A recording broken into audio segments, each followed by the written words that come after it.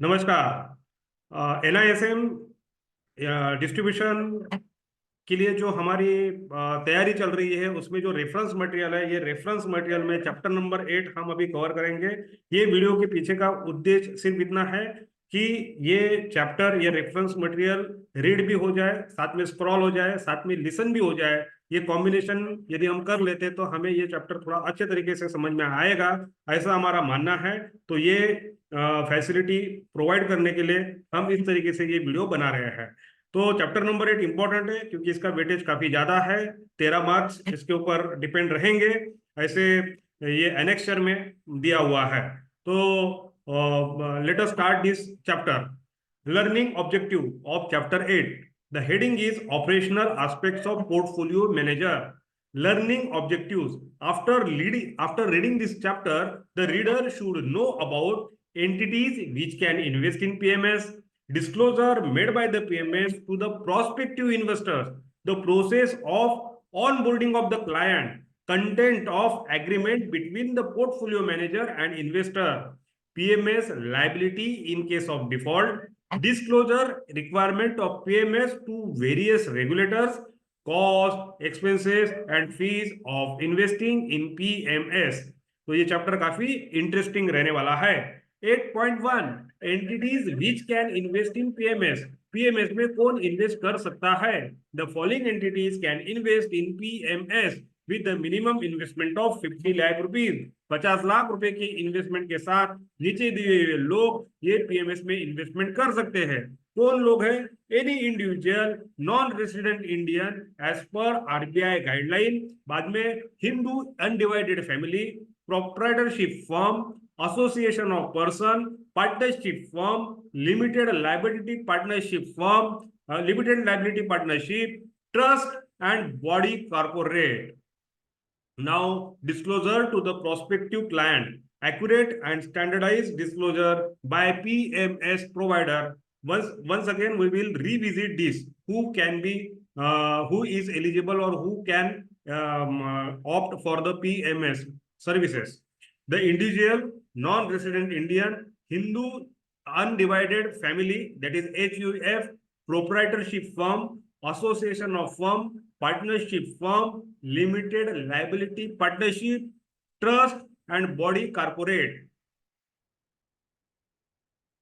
Now distributors to the prospective client, disclosures to the prospective client. हमारे जो prospective client है उसे हमने क्या क्या डिस्क्लोज करने चाहिए पीएमएस पॉइंट ऑफ व्यू, ये चैप्टर है। Accurate and standardized disclosure by PMS provider is needed to help existing and prospective investors take well informed investment decision. हमारे कस्टमर ने या हमारे इन्वेस्टर ने एक प्रॉपर वेल इन्फॉर्म डिसीजन लेने के लिए जो भी इंफॉर्मेशन देनी चाहिए वो सभी इंफॉर्मेशन पीएमएस प्रोवाइडर ने जरूर देनी चाहिए ताकि उनका डिसीजन एक वेल इन्फॉर्म डिसीजन रहे। SEBI Portfolio Manager Regulation 2020 requires that the disclosure document is to be given to the prospective client along with the account opening form prior to signing of the agreement. This change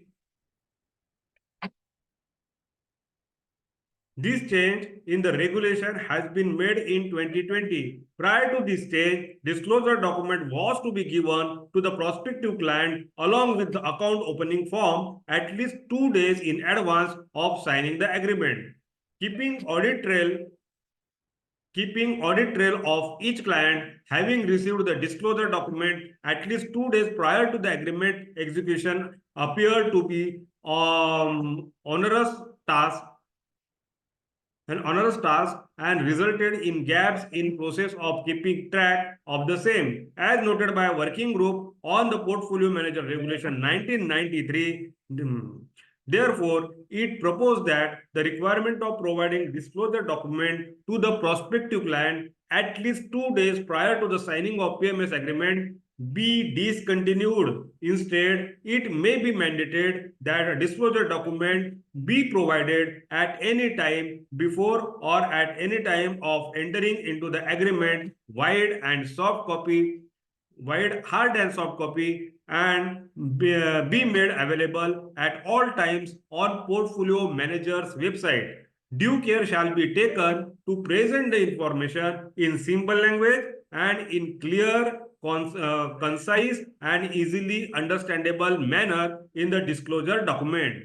Now, once again, we are repeating this because it is very important. Therefore, it is proposed that requirement of providing disclosure document to the prospective client at least 2 days prior to the signing of the PMS agreement be discontinued. Instead, if it may be mandated that disclosure document be provided at any time before or at the time of entering into agreement, wide, hard and soft copy, and be made available at all times on portfolio manager's website.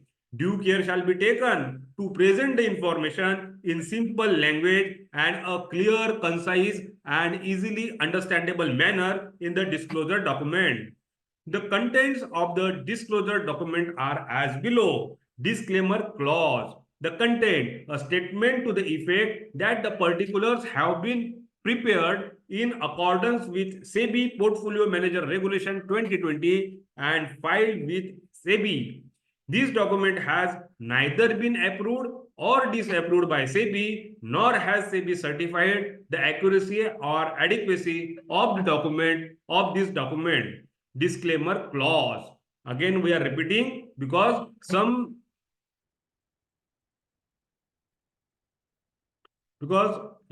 it is to be understood very well. The statement to the effect that the particular have been prepared in accordance with SEBI Portfolio Manager Regulation 2020 and filed with SEBI. This document has neither been approved or disapproved by SEBI, nor has SEBI certified the accuracy and adequacy of the content of the document. Now, definitions. All terms used in the disclosure document be defined. The language and the terminology used in the disclosure document shall be provided in the regulations. Any new term, if used, shall be clearly defined. All terms shall be used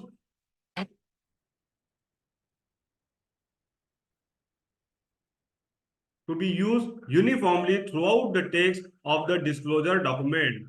Description, history, present business, and background of the portfolio manager, promoter of the portfolio manager, directors and their background, top 10 group companies firm of the portfolio manager on turnover basis. Latest audited financial statement may be used for this purpose.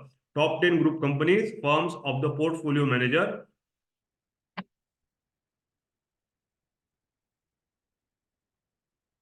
Details of the service being offered, discretionary, non-discretionary advisory.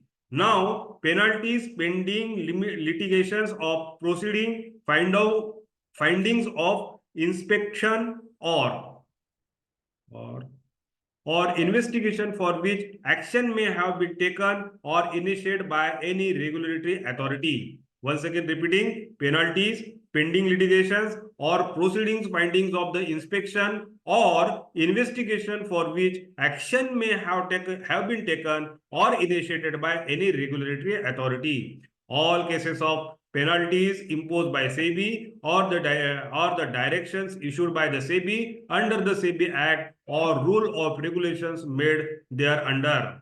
The nature of the penalty, directions, penalties, fines imposed on any economic offense and or for violation of any securities law, any pending material litigation, legal proceedings against the portfolio manager, key personnel with separate disclosure regarding pending criminal causes, if any deficiency in the system or operation of the portfolio manager observed by SEBI or any regulatory agency, any inquiry, adjudication proceeding initiated by SEBI against the portfolio manager or its director, principal office, or employee of any person directly or indirectly connected with the portfolio manager or its director, principal officer, or employee under the act or rule of regulation made thereunder. Services offered. The present investment objective and policies, including the types of securities in which generally the investment shall be clearly and concisely stated in the document of easy understanding of the potential investor. Investor approaches to the portfolio manager. The policies of investment in associate group companies of the portfolio manager and the maximum percentage of such investment therein subject to be applicable laws, regulation and guidelines. Risk factors. Statement to the effect that the securities investment are subject to market risk and there is no assurance or guarantee that the objective of the investment will be achieved. Statement to the effect that past performance of the portfolio manager does not indicate the future performance. Risk arising from the investment approach, investment objective, investment strategy, and asset allocation. Risk arising out of non-diversification, if any. If the portfolio manager has no previous experience, track record, or disclosure to the effect shall be made. All transactions of purchase and sale of securities by a portfolio manager and its employees who are directly involved in the investment operation shall be disclosed if found having conflict of interest with the transaction in any of the client's portfolio. If the portfolio manager has group companies, a disclosure of conflict of interest related to the services offered by group companies of the portfolio manager, if any. Just we are repeating this paragraph. All transactions of purpose and sale of securities by portfolio manager and its employees who are directly involved in the investment operation shall be disclosed if found having conflict of interest with the transaction, if any, of the client's portfolio. If the portfolio manager has group companies, a disclosure of conflict of interest related to the service offered by the group companies of the portfolio manager, if any. Category of client, client representation, category of client, number of client, fund managed, discretionary, non-discretionary if available, associate group companies, last 3 years, others last 3 years, total, complete disclosure in respect of transaction with related parties as per the standards specified by the Institute of Chartered Accountants in India. Financial performance. This is very important. The financial performance of the portfolio manager based on the audited financial statement and in terms of procedure specified by SEBI for assessing the performance of portfolio manager. Portfolio manager performance of the portfolio manager for the last 3 years and in case of discretionary portfolio manager, disclosure of performance indicators calculated using time weighted rate of return method. Audit observation of the preceding 3 years. Audit observations of the preceding 3 years. Investment management and advisory fee, custodian fee, registrar and transfer agent fee, brokerage and transaction cost. Taxation. Disclose the tax implication of investment in securities and the tax provision on income loss and tax deduction at source on various investors. Accounting policies. Disclose the accounting policy followed by the portfolio manager while accounting for the portfolio investments of the client. Investor services. Name, address, telephone number of the investor relation officer who shall attend to the investor queries and complaint, grievance, redressal, the dispute settlement mechanism. Now the point is 8.2.1, best practice of disclosure, Global Investment Performance Standard, GIPS. The GIPS standards are ethical standards for calculating and presenting investment performance based on the principle of fair representation and full disclosure. These standards were originally created for investment firms managing composite strategies with a focus on how firms present performance of composites to a prospective client, asset managers, and both existing and prospective clients benefit from the established global standards for calculating and presenting the investment performance. Following are some of the disclosure requirements by the GIPS. Here, the term firm is used. The firm is used as an entity defined for compliance with the GIPS standards. The firm must disclose the composite description. A composite is an aggregation of one or more portfolios that are managed according to the similar investment mandate, objective, and strategy. The idea is to enable the prospective client to understand the key characteristics of the composite investment mandate, objective, or strategy, including, just we will repeat this paragraph. Here the term firm is used as an entity defined for compliance with the GIPS standards. First, the firm must disclose the composite description. A composite is an aggregation of one or more portfolios that are managed according to the similar investment mandate, objective, or strategy. The idea is to enable prospective client to understand the key characteristics of the composite's investment mandate, objective, or strategy, including the material risk of the composite strategy, how leverage derivatives and short positions may be used if they are in material part of the strategy, how leverage derivatives short positions may be used if they are a part of material part of strategy. A liquid investments are material part of if liquid investments are material part of the strategy. Now GIPS, small information about GIPS. GIPS is registered trademark owned by CFA Institute.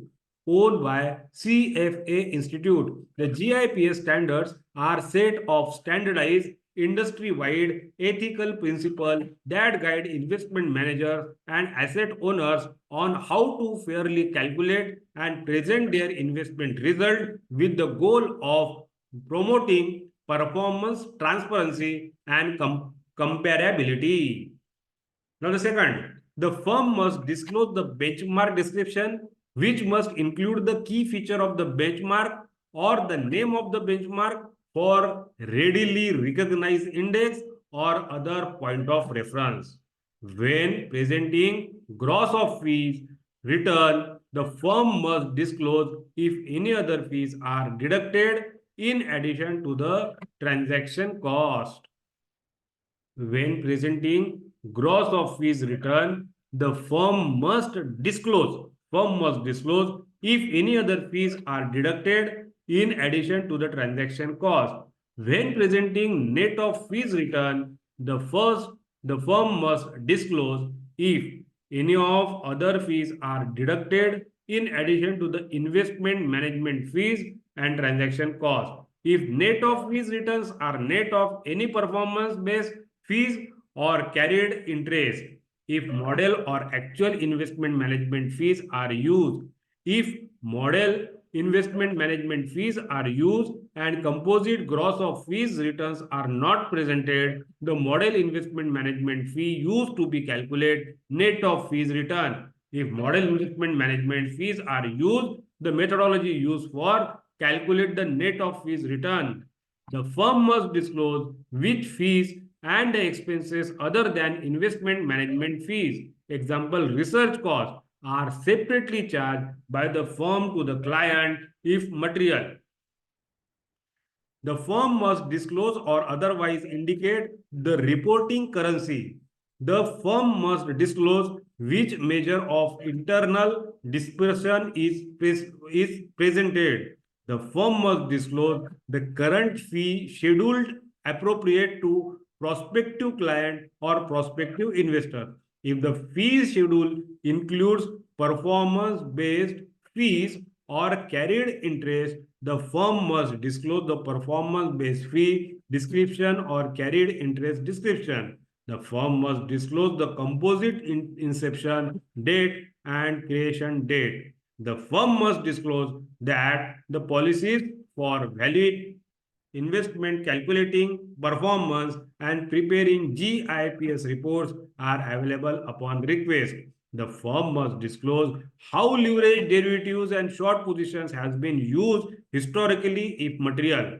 If the firm determines that no appropriate benchmark of the composite exists, the firm must disclose why no benchmark is presented. If the custom benchmark of combination of multiple benchmark is used, the firm must disclose the benchmark component, weights, and rebalancing process if applicable. Disclose the calculation methodology.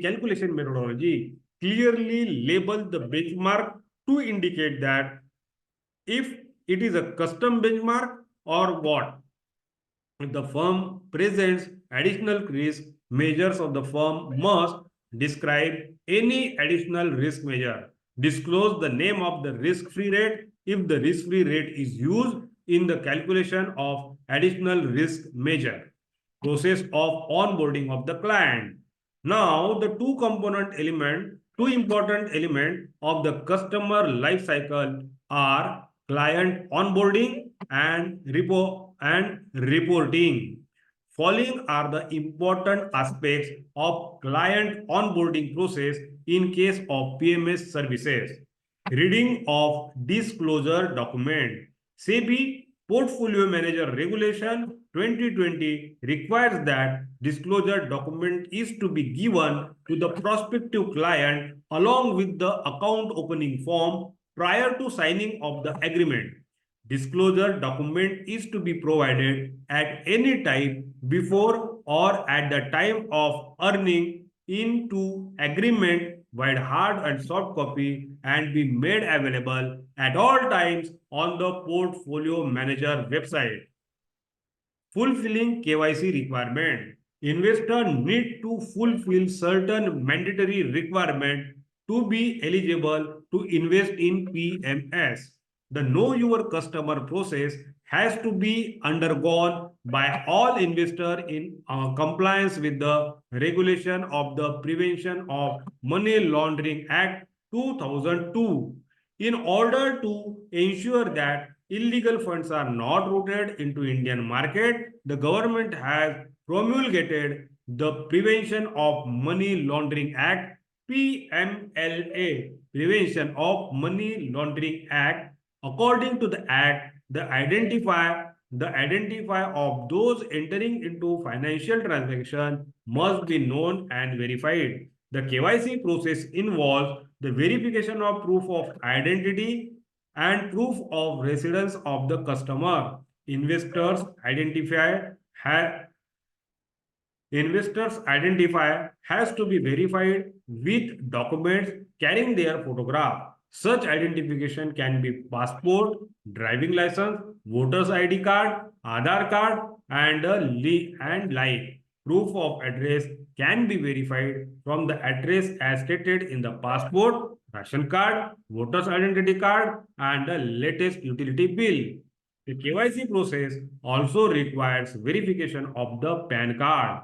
If it is mandatory for all investors who wish to invest in PMS to complete KYC.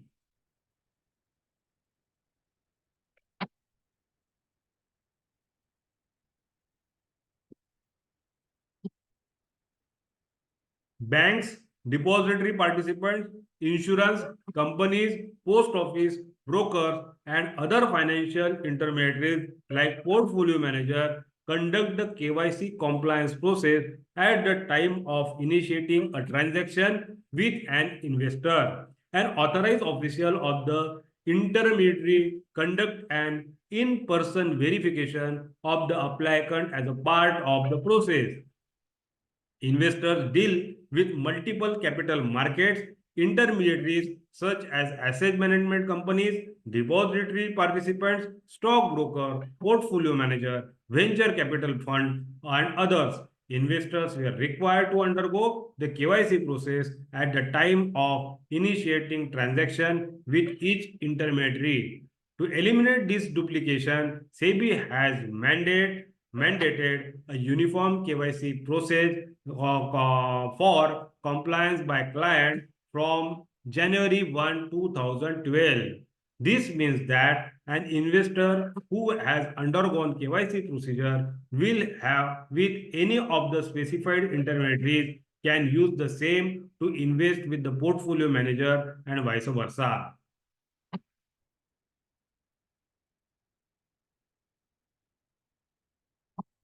The new KYC form has two parts. Part 1 will have information to establish, identify, and address common to all intermediaries. Additional information as required by each intermediary can be collected using Part 2 of the KYC form. SEBI has introduced the system of KYC regulation agency introduced the system of KYC regulation agency KRA to enable this. Intermediaries covered under the uniform covered under the uniform KYC norms include mutual fund, DPS, DPs, stock brokers, portfolio manager, venture capital fund, and collective investment schemes. As per 2015 Amendment to PML Maintenance of Records Rules 2005, every reporting entity shall capture the KYC information for sharing with the Central KYC Record Registry CK by CR in manner mentioned in the rules as per the KYC template of individual finalized by Central Registration Security or securitization, assess, asset reconstruction and security interest of India, CERSAI. Now again we will repeat this paragraph. As per 2015 amendment of PML Maintenance and Record Rules 2005, every reporting entity shall capture the KYC information for sharing with the Central KYC Record Registry in the manner mentioned in the rules as per the KYC template for individual finalized by Central Registration of Securitization, Asset Reconstruction and Security Interest of India, CERSAI. CERSAI. According to the KYC template finalized by CERSAI, has to be used by the registered intermediaries as a part 1 of the account opening form for individual. The registered intermediary shall upload the KYC data with the Central KYC Record Registry in respect to all individual accounts opened on after August 1st, 2016, where the KYC is required to be carried out as per the circular issued by SEBI from time to time. When customer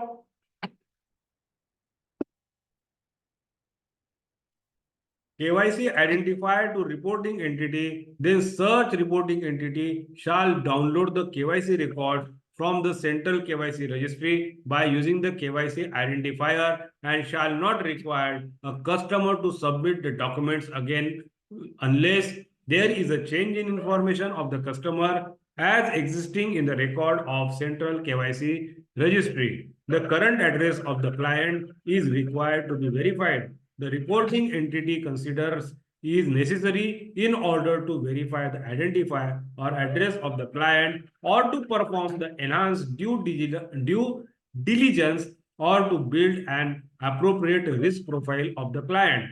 KYC for non-residents.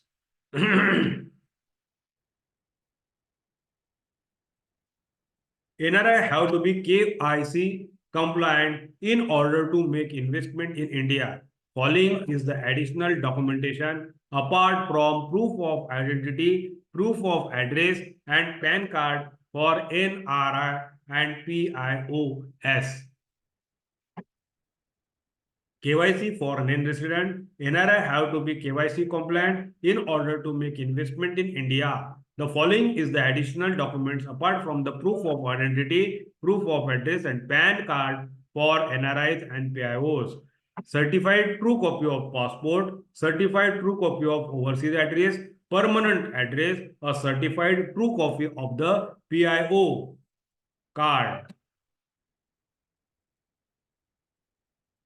In case the merchant navy NRI, mariners declaration on certified copy of CDC continuous discharge certificate is to be submitted. All documents must be submitted in English and can be attested by the consulate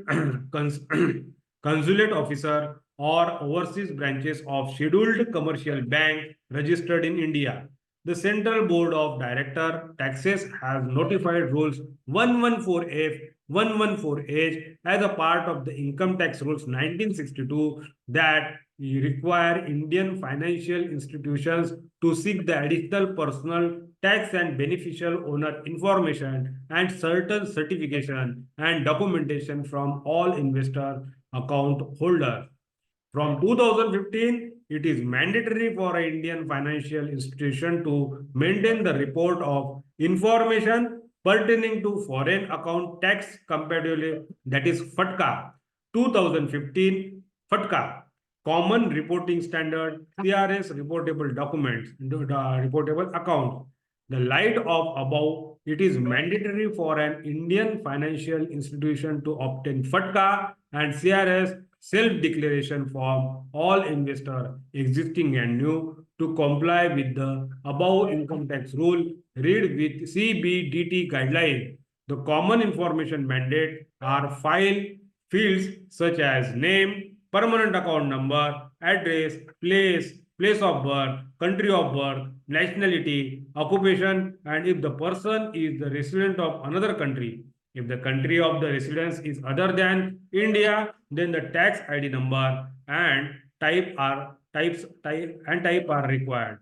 In case of non-individual entities, the details of the ultimate beneficial owner are also required to be submitted.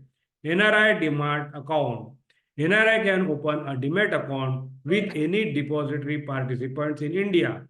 NRI need to be mentioned the type NRI as compared to resident and the subtype repatriable or non-repatriable.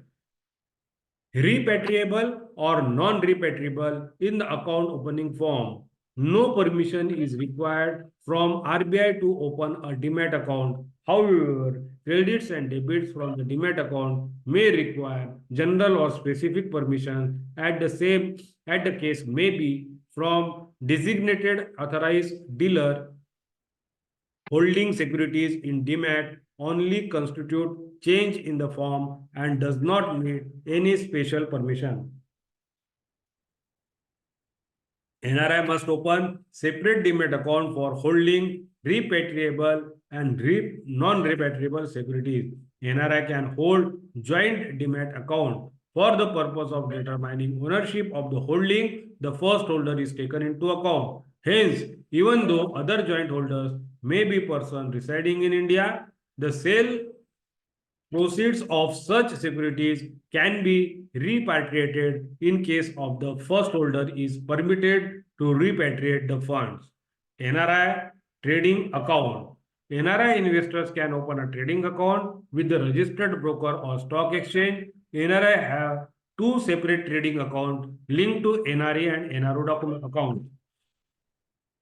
Special consideration in case of NRI trading account. NRI cannot trade in securities which are in breach list of companies where the foreign investment has reached its permissible limit as applicable for FPI NRI overall sectoral limit.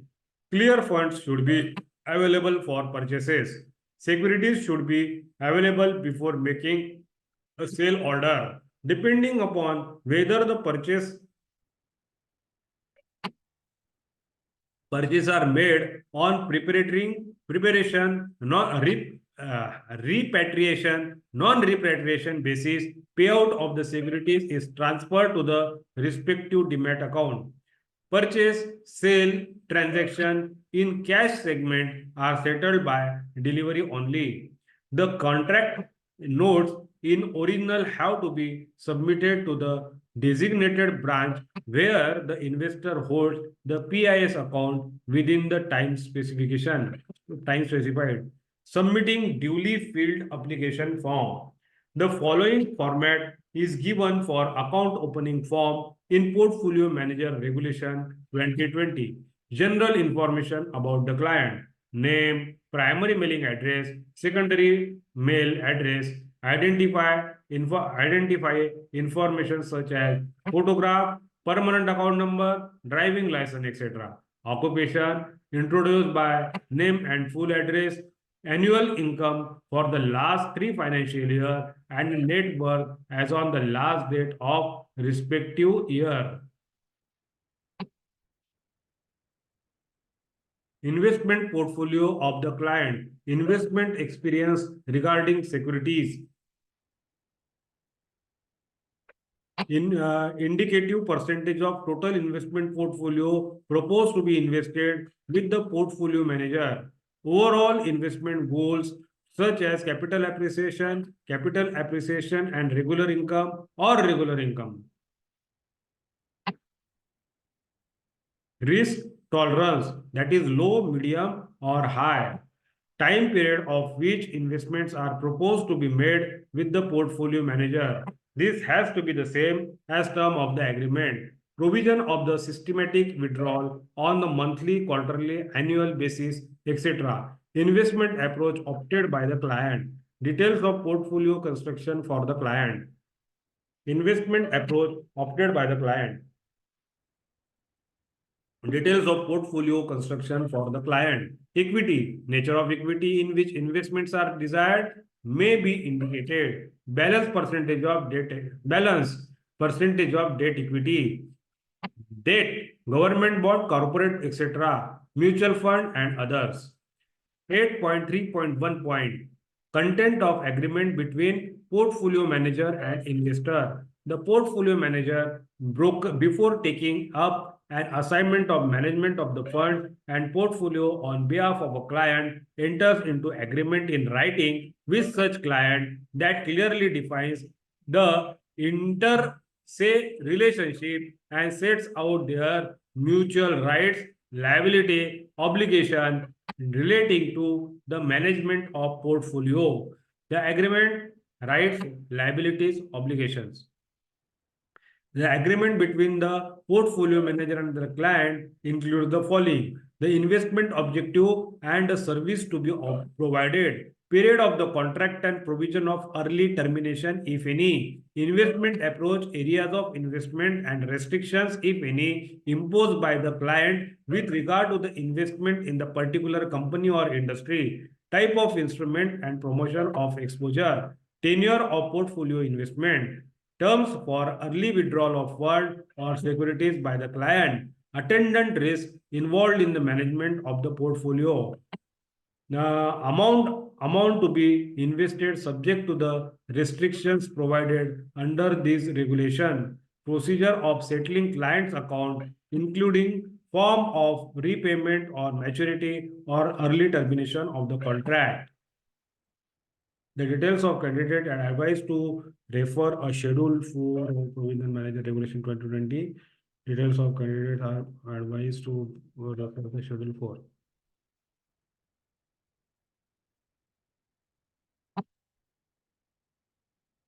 The investment approach is the broad outlay of type of securities and permissible instruments to be invested in by the portfolio manager for the customer, taking into account factors specific to client and securities. Okay. Now 10. Fees payable to the portfolio manager. The quantum and the manner of fees payable by the client for each activity for which service is rendered by the portfolio manager directly or indirectly, where such service is outsourced. Custody of securities. In case of discretionary portfolio manager, condition that the liability of the client shall not exceed his investment with the portfolio manager. In case of discretionary portfolio manager, the condition that the liability of the client shall not exceed his investment with the portfolio manager. Accounting terms, audit and furnishing of the report to the clients as per the provision of the regulations. The other terms of portfolio investment subject to prescribed regulations.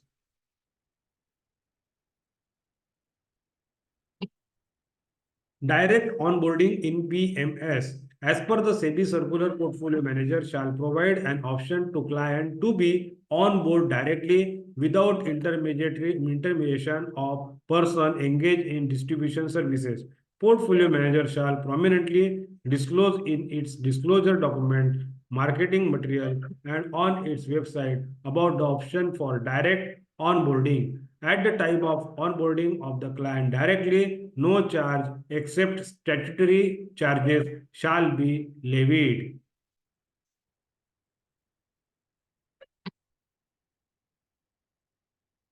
Alternatively, investors can invest in PMS through the distributor.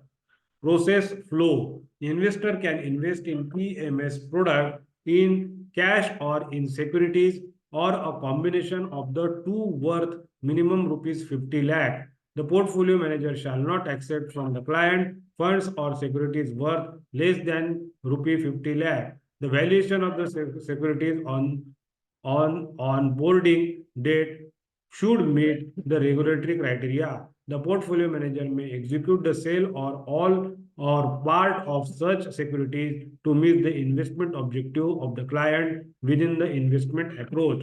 Joint holder in PMS. An investment in PMS may be held jointly. The investment records are created in the name of the first holder, and all the benefits of the investment, such as dividend, interest, and redemption proceeds, are made to the first holder's account.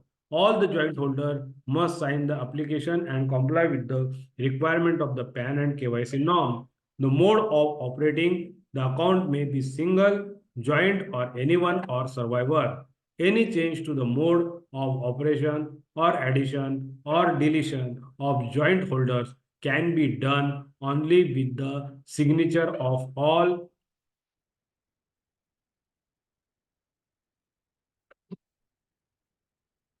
In case of the demat account, addition or deletion of the holders is not allowed once the account is open. Liability in case of default. The portfolio manager who contravenes any of the provision of the SEBI Act, rules or regulations shall be liable to, including the action under Chapter V of the SEBI Intermediary Regulation 2008.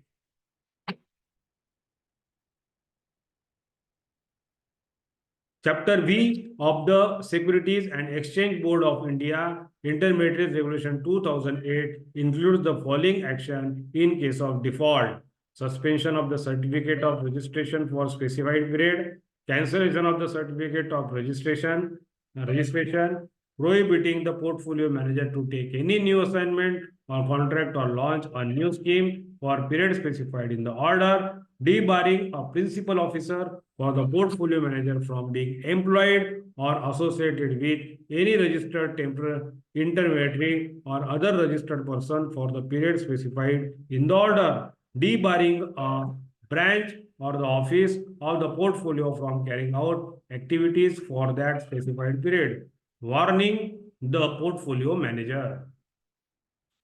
Redressal of interest rate grievances. The portfolio manager shall take adequate steps to redressal of grievances of the investors within 1 month of the date of receipt of the complaint and keep SEBI informed about the number, nature, and other particular of the complaints received. This is one of the conditions of obtaining certification of registration under regulation. Content of agreement between the portfolio manager and his client also includes provision of redressal of the grievances. The portfolio manager is required to appoint a compliance officer who shall be responsible for monitoring redressal and investors' grievances. Disclosure to the regulator. Portfolio managers are required to make mandatory disclosure to regulatory bodies under various acts and regulations. Following sections give the detail of the same. Disclosure to SEBI. SEBI may also ask portfolio manager to disclose any information as and when required, including the following: particulars regarding to the management of portfolio, any change in the information or particular previously furnished which have bearing on the certificate granted to him, the name of the client whose portfolio is is has it has managed, particular relating to the net worth requirement as specified in Regulation 9 of Portfolio Manager Regulation 2020, particular relating to the net worth requirement as specified in Disclosure of Financial Intelligence Unit India, Disclosures 2. The government of India has put a policy framework to combat money laundering through the Prevention of Money Laundering Act 2002, PMLA 2002. PMLA 2002 and the rules notified there under PMLA rules came into effect from July 1, 2005. SEBI has mandated that all registered intermediaries to formulate and implement comprehensive policy framework on anti-money laundering and adopt know your customer KYC norm. Further, SEBI wide circular No CIR ISD AML 2000 dated December 31, 2010, which supersedes all the earlier circular, issued a master circular for anti-money laundering.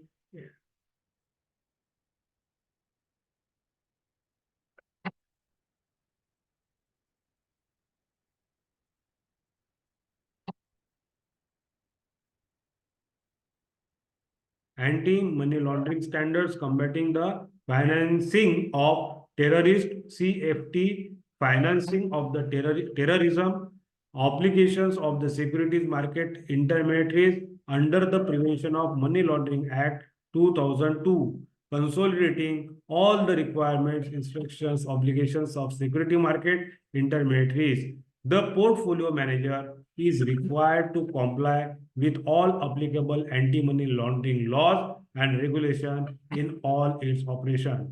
Financial Intelligence Unit, FIU India. Financial Intelligence Unit India is a central national agency responsible for receiving, processing, analyzing, and disseminating information relating to the suspect financial transaction to enforcement agencies and foreign FIUs. The portfolio manager is required to report any suspicious transaction within 7 working days to FIU.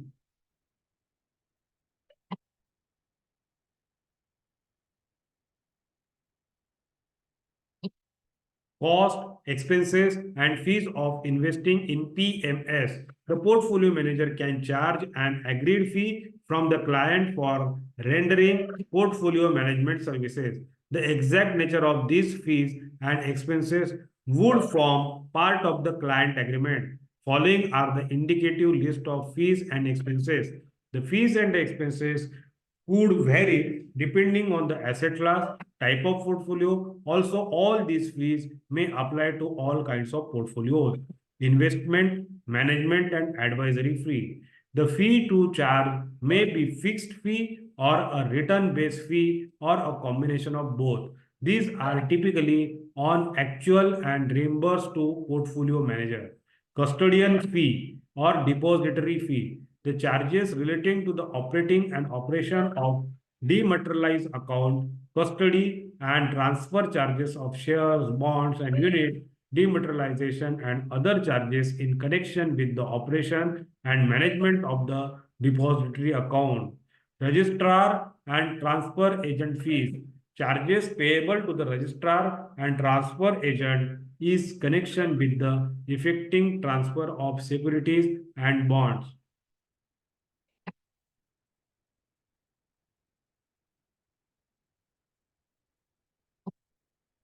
Brokerage and transaction cost. Brokerage and related transaction costs are part of the acquisition cost, sale realization, including STT, stamp duty, etc. Brokerage at actuals shall be charged to the client as an expense. Certification charges, fund accounting charges, and professional fees. Any charges payable or outsourced professional services like fund accounting taxation, auditing, and any legal services franking charges, affidavit, notarization, courier, etc., incurred on behalf of the client by the portfolio manager. Certification charges, fund accounting charges, and professional fees. Any charges payable for outsourced professional services like fund accounting, taxation, auditing, and any legal services.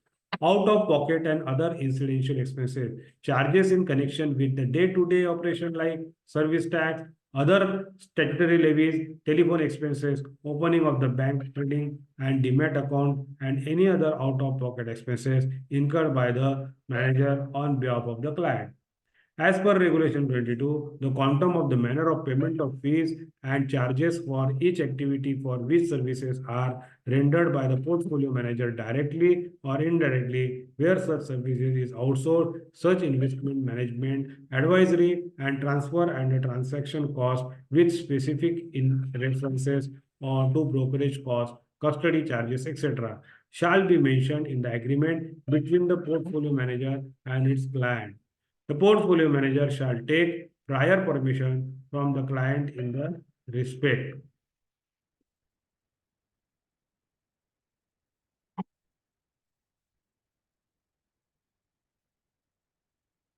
In the disclosure document, a brief explanation shall be given to assist the investor in understanding the various costs and expenses that our investor may have to bear directly or indirectly.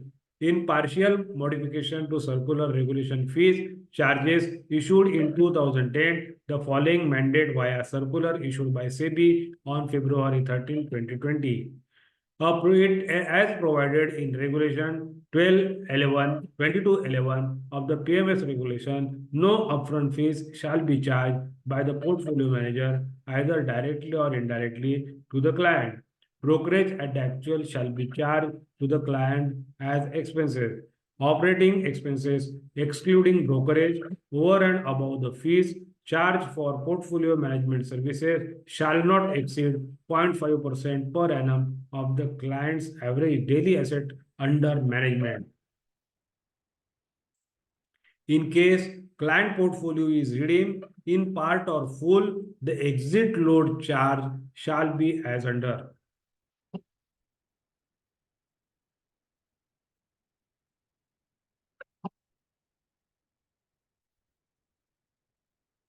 In case of client portfolio is redeemed in or part or full, the exit load charges shall be as under. In case first year of investment, maximum 3% of the amount redeemed. In the second year, the maximum 2% of the amount redeemed. In the third year, investment maximum 1% of the amount redeemed.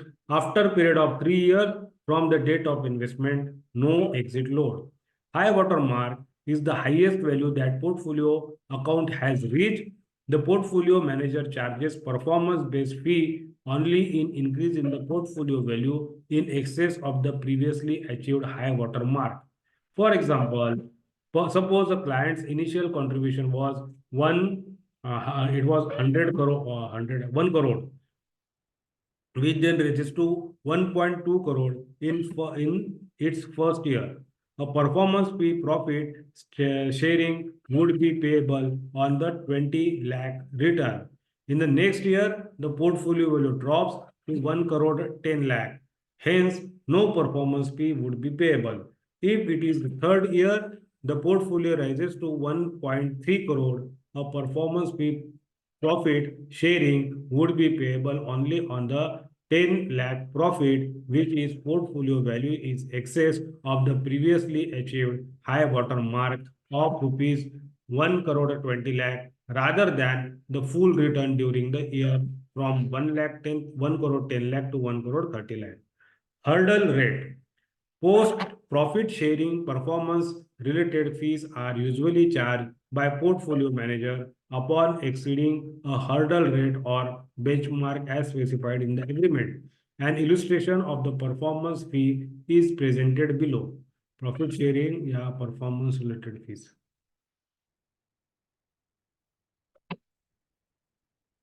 Initial corpus 5 crore, here 6 crore 90. This is the one, what is this table, which is very self-explanatory. Let us understand.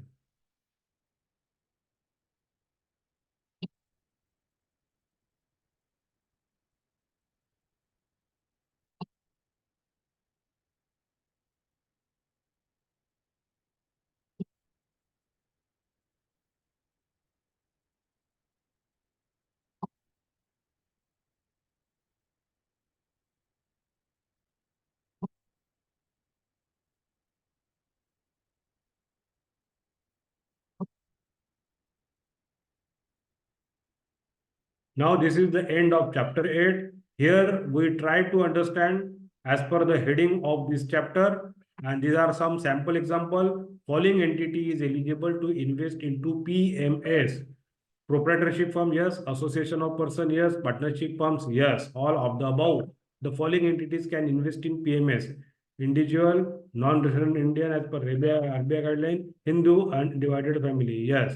The minimum investment required for PMS is 50 lakh. In FIU is Central National Agency responsible for receiving the processing, analysis, and disseminating information related to the suspect's financial transaction to enforcement agencies. The agreement between the portfolio manager and the client should include the following: the investment objective and the services to be provided, period of the contract and the provision of early termination, if any, investment approach, areas of investment and restrictions, if any, imposed by the client with regard to the investment in the particular company or industry, all of the above.